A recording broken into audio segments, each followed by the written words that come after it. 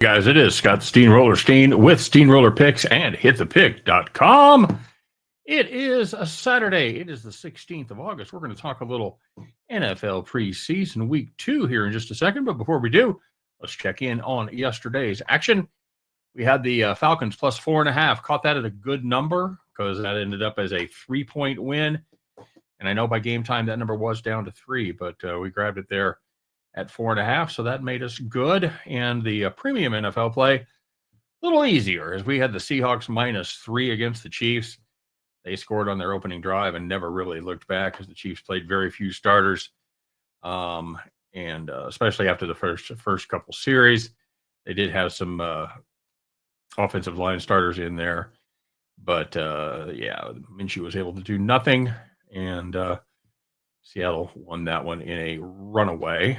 We had the Toronto Blue Jays plus 100 over Texas. Didn't look great for a while, but Toronto ended up coming back and getting the win there at plus 100. I had the same play a lot of you guys had. I had the Houston on the run line at -111. And, Valdez gave up the most earned runs he's given up at home since April. And Young looked like an actual pitcher. So it's the Steen double curse in that one. Shitty pitchers look good. Good pitchers look shitty. You're welcome. I wrote it with you. So we also had the New York Yankees -134 over the Cards, as that was Gil over Palente. And Yankees got it done, not by a lot, but they did get it done 4-3 as the bullpen held on. So what is that, a 4-1 day overall? You know what? You know me well enough to know I'll take that each and every day. And that runs our football to 7-1. Yeah, something like that. 7-1 with the no contest. Okay, that's okay. Preseason, so tread lightly, but still, we're happy to be there. Okay, let's talk about tonight's play. This is going to be the Baltimore Ravens. We're just going to play the money line here at -130 against the Cowboys. This pick for me is kind of made up of 3 different facets. One part Harbaugh preseason magic. We've talked about that. I tried to get in front of it last week. That did not work out. Okay, I'm convinced Baltimore still wants to win preseason games. One part difference in QBs, and one part Keaton Mitchell, fabulous running back for the Baltimore Ravens, who missed all of 2024 after averaging about 7.1 yards per carry in his rookie season in 2023. He looked good in the first week. We may not see a ton of him. I know he's been nursing a hammy, but all indications are that he is going to play. And he was an absolute beast against the Colts. He ran 9 times for 64 yards. Yep, that's pretty much what he does, average 7 yards a carry. But I do like the running back depth after him more than I do the Cowboys. That's also a big factor for me as well. And like I mentioned before, I also like the QB matchup. In particular, I like Cooper Rush over Joe Milton.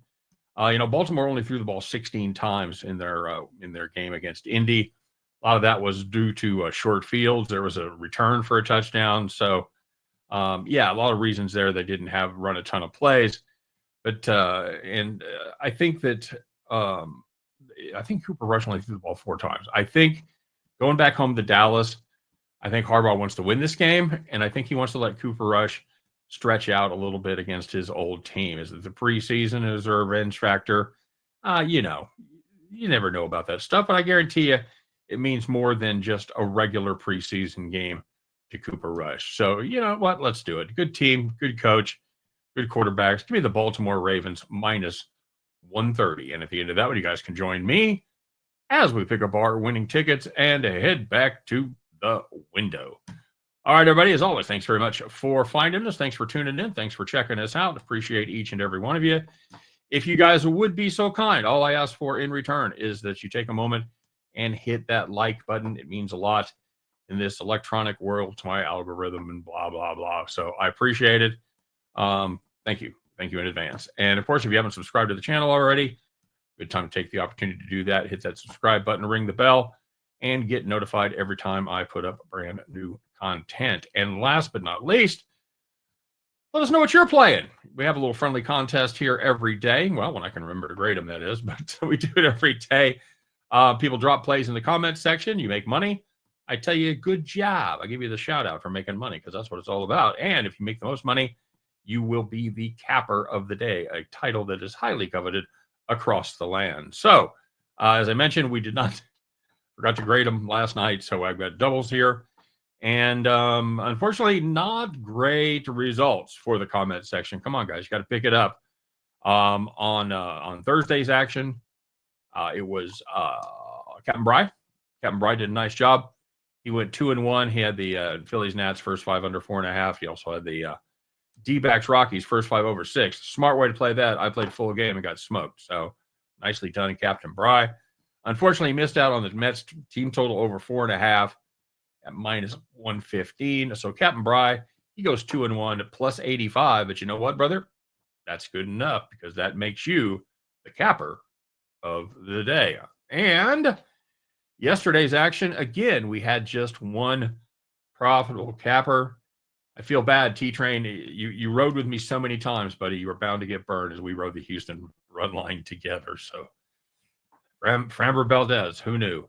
So the only profitable capper was Justin McKelvey. Justin had the Sparks in the WNBA over 90.5 team total. They landed 94 in that one. Had the Red Sox run line minus 1.5 at plus 125. Sorry, Red Sox, got to win the game before you can cover. And he also had the Rays over 8. Easy money there at minus 105. So 2-1 on the day. I screwed that up. Yeah. It's 2-1 on the day, plus 75. Oh, no. Plus 100. I had it right. Only losers pay choose. Hey, Justin, congratulations, my friend. 2-1 plus 100. Justin McKelvey, you are the capper of the day. Well done to you. Well done to the rest of you guys. And Bronco Devils telling everybody to play fantasy football. I think you should.